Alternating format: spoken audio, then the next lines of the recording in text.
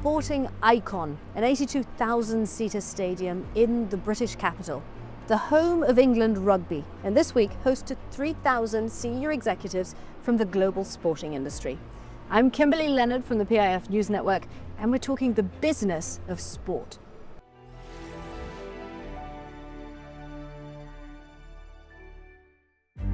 This is Leaders Week London, and it's run by leaders in sport. It's billed as the most significant gathering of the entire ecosystem of global sport, and if you look at who's here and what's being discussed, you can understand why. The senior executives here are from every aspect of the sporting, entertainment and investment world. FIFA, UEFA, NASCAR, Formula One, snowboarding, golf, the Premier League, IMG, Sony Sports, to name but a few, and PIF. Tech and innovation when it comes to PIF's sporting partnerships were being discussed by the head of corporate brand and strategy advisory. Mohammed Sayed was on a panel looking at PIF's global approach to its sports partnerships.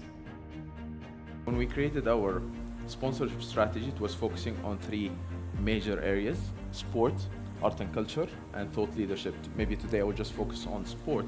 So when everyone is just focusing about the positioning of their brand, we focus about how can we create an impact. So we see it bigger than sponsorship. We see it like an opportunity for us to have let's say, a blank canvas that we can play with and provide different initiatives that will provide impact. And everything is driven by four main principles and four pillars that should touch on in every sponsorship that we are working on: inclusivity, youth, technology, and sustainability.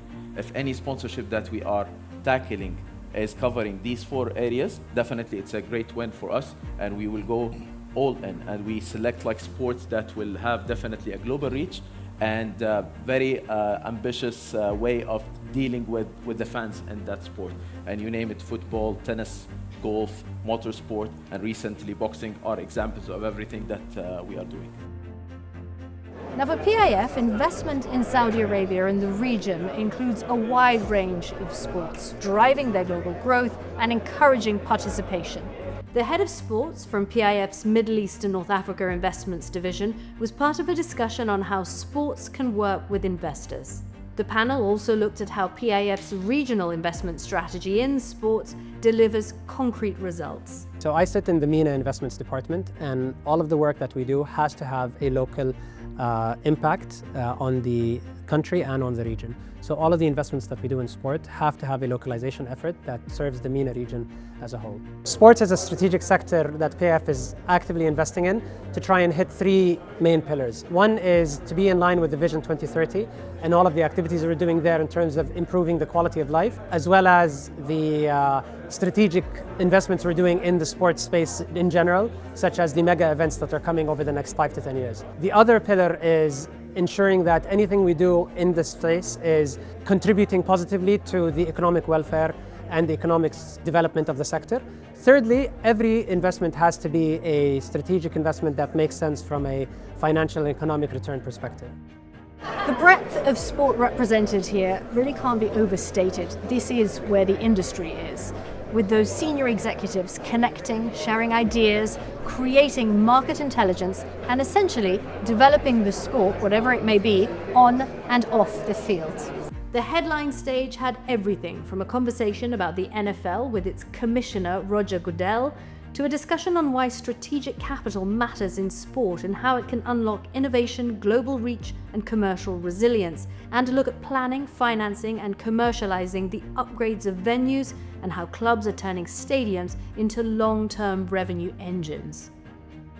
So that was just some of the action on the headline stage today. Let's go back around to the tech and innovation stage and speak to PIF News Network contributor Chanda Rubin, who's there for us.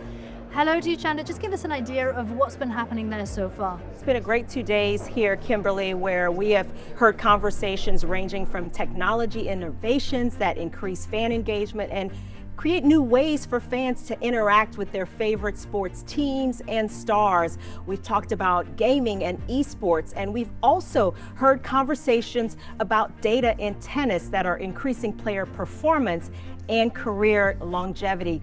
That's just a sense of some of the broader conversations that top executives in sports and business are having here. I spoke with Ted Leonsis of Monumental, and here is what he had to say about gaming and esports. Well, I'm personally incredibly impressed with what they're doing. In Saudi Arabia, they're building a city optimized digital first for young people to celebrate and participate in esports. And we've been participants in this tournament, and it is breathtaking, the vision, the amount of investment that's being made. The video game industry is the biggest, most important industry. It's bigger than Hollywood. 25 years ago, we said we are going to be a global and digital first company. Well, I just think that sports has worked its way up the value chain for where media and technology come together. The engagement, if you get that right, the amount of time that fans will spend with you can't be calculated.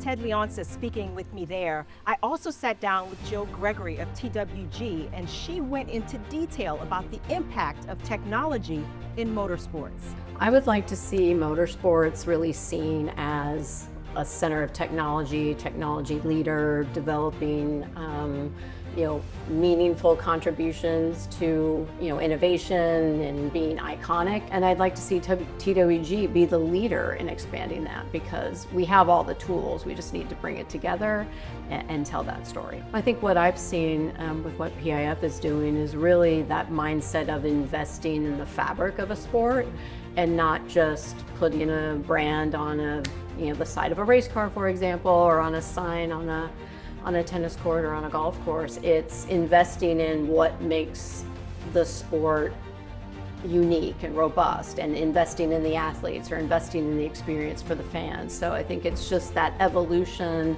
of investment in the entirety of a sport versus just what you might see on the day of a competition. Jill Gregory giving a sense of just how high level these conversations have been.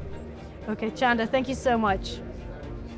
Well, that's it for this edition of the PIF News Network Wrap. From Leaders Week London, I'm Kimberly Leonard. I'll see you next time.